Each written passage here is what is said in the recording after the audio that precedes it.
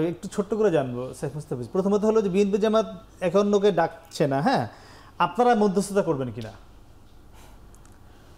না, আমাদের তো আসলে মধ্যস্থতা করার জায়গা এখানে নেই। এটা তারা যদি রাজনৈতিকভাবে বোঝাপড়ার জায়গাটা তাদের থাকে। বিএনপি জামাতের চেয়ে একটু কি বেশি আছে না আপনাদের এই মুহূর্তে? তাদের কাছে গ্রহণযোগ্যতা আপনাদেরকে সবাই টানে, আমরা দেখি, বা ভালোবাসে, স্নেহ করে এনসিপিকে। না, এখানে তো আমাদের নিজস্ব স্ট্যান্ড আছে, আমরা তো সেই জায়গায় স্টিক।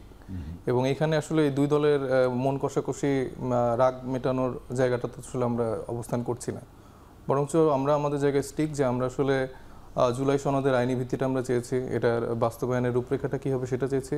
এই জন্য আমরা জুলাই সনদে স্বাক্ষরও করিনি। এবং তারা আসলে কোনো রকম প্রক্রিয়াগত জায়গায় তারা জানেই না যে আসলে জুলাই সনদের বাস্তবায়ন কীভাবে হবে, আইনি ভিত্তি কীভাবে হবে।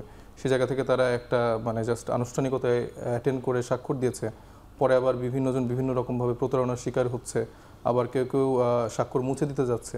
এই জায়গাগুলো তো আসলে তাদের ব্যর্থতার জায়গা আছে। এবং তারা যে এই পার্টিকুলার এই জুলাই সনদ এবং এই পরিবর্তনের জায়গাটাকে যে শুধুমাত্র একটা কাগজি দলিল হিসেবে দেখছে, সেটা মোটামুটি তাদের বর্তমান যে প্রেক্ষাপট এবং বর্তমানে যে তাদের কাজকর্ম, সেটা পাবলিকের কাছে ক্লিয়ার। জুলাই এবং জুলাই গণঅভ্যুত্থান যেটাই আমি বলি না কেন, এটা আসলে মোটা দাগে এই রাজনৈতিক দলগুলোর কাছে, স্পেশালি বিএনপি জামাত, তাদের কাছে একটা পাওয়ার ট্রানজ্যাকশনের একটা টুল মাত্র।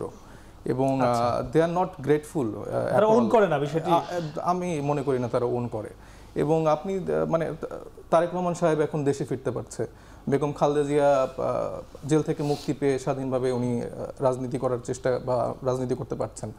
এবং বিএনপির সব নেতা কর্মী সবাই স্বাধীনভাবে মত প্রকাশ করে তাদের সভা সমাবেশ করতে পারছে। জামাত ইসলামী স্বাধীনভাবে তাদের রাজনীতি করতে পারছে, তাদের ছাত্র সংগঠন এখন নিজেদের ব্যানারে রাজনীতি করতে পারছে। এই জায়গাগুলো তো তাদের আসলে স্বীকৃতি স্বরূপ তাদের অবশ্যই প্রথম ম্যান্ডেটরি যে জায়গাটা ছিল যে এই সিস্টেমেটিক পরিবর্তনের, এখানে যেরকম আপনার এখন নির্বাচনের ডামাডোল নিয়ে আসলে এখন আমাদের মাঝে বসছেন, সেই জায়গাতেও আগে আসলে এনশিওর হওয়ার জায়গাটা উচিত ছিল যে জুলাই সনদটা নিয়ে আসলে প্রেক্ষাপটটা কি, এই দিকতে রাজনৈতিক দলগুলো কতটুকু আইনি ভিত্তিতে বলতে একদম খুব সুনির্দিষ্টভাবে আপনারা কি বলতে চান? যেমন গণভোটরা জামাত বলছে যে তারা নির্বাচনের আগে চায়, আবার বিএনপি বলছে তারা নির্বাচনের দিনে চায়। স্পষ্ট আইনি ভিত্তিটা কি মাধ্যমে আপনারা চান? আইনি ভিত্তি জুলাই সনদের আপনারা যেটা যাচ্ছেন, খুবই একদম স্পষ্ট করে বা সুনির্দিষ্ট করে কি চান আপনারা? এটা কোন ভিত্তিতে? দেখুন, জুলাই গণঅভ্যুত্থানের মাধ্যমে যে প্রকাশিত জনগণের যে অভিপ্রায়ের জায়গা, সেখান থেকে আমরা চাই যে প্রধান উপদেষ্টা ডক্টর ইউনূসের মাধ্যমে একটা আইন জারি হবে, যে আইনের মাধ্যমে সংবিধানে এটি সুযোগ নেই।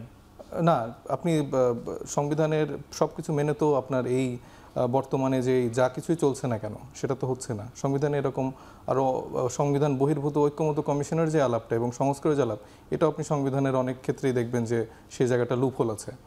তো সেই জায়গা থেকে আমরা চাই যে এই জারিটা প্রধান উপদেষ্টার সংবিধানের অধীনে রাষ্ট্রপতির কাছে শপথ নিয়েছে, তাহলে আপনি কিভাবে এটা চাচ্ছেন, নিচ্ছে না তো জিনিসটা? হ্যাঁ, আমি সংবিধানের আলোকে 106 ধারাতে হচ্ছে যে তারা ওটটা নিয়েছে, ঠিকই আছে, কিন্তু আমি যেটা বলছি যে এখানে গণ অভ্যুত্থানটাকে ইম্পর্টেন্সটা তো আপনার দিতে হবে। প্রত্যেকটা কিছু তো সব কিছু তো আপনার শুধুমাত্র সংবিধান মেনে হয়নি। এখানে জুলাইয়ের গণ অভ্যুত্থানের জন আকাঙ্ক্ষার যে অভিপ্রায়, সেই আলোকেও কিন্তু সেই জায়গাটা আমরা ধারণ করি, এবং সেই আলোকেও কিন্তু বাংলাদেশের বর্তমান প্রেক্ষাপটে যা যা হচ্ছে এর অনেকাংশে অনেক কিছুই সেই জায়গা থেকেই হচ্ছে। শুধুমাত্র সংবিধানের আলোকে পুরো দেশের যে কনস্টিটিউয়েন্ট জায়গাগুলো সেগুলো কিন্তু সেভাবে চলছে না। এবং সেই জায়গা থেকে আমরা মনে করি যে প্রধান উপদেষ্টার সেই আইন জারি করার মাধ্যমে গণভোট হবে, এবং গণভোটে নির্বাচিত যেসব প্রতিনিধিরা থাকবেন তারা দ্বৈত প্রক্রিয়াতে তাদের জায়গাটি নির্ধারণ করবেন। তাদের আলাদা করে কনস্টিটিউয়েন্ট পাওয়ার থাকবে, এবং তারা একই সাথে হচ্ছে যে সাংসদ হিসেবে তারা দায়িত্ব পালন করবে। এবং সেই কনস্টিটিউয়েন্ট পাওয়ারের জায়গাটা একটা সময়সীমা থাকা উচিত, যেটা ইতিমধ্যে প্রধান উপদেষ্টার জায়গা থেকে বলা হয়েছে 270 দিনের।